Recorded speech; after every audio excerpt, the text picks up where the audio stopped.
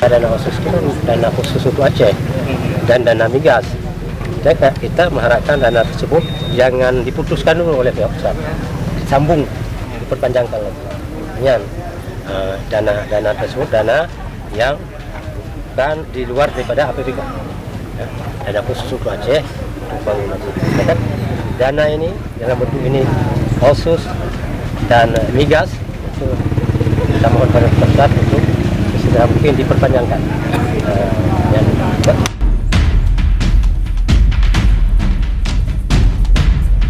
Saya sampaikan harapan semuanya media supaya mengkabarkan bahwa tempo pertanggal sampai saat ini belum tercapai sekian persen untuk bekerja.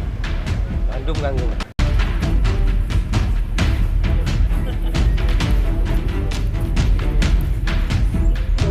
Sebab Aceh berfokus untuk Aceh dalam bidang ekonomi, dalam bidang industri menampung pegawai.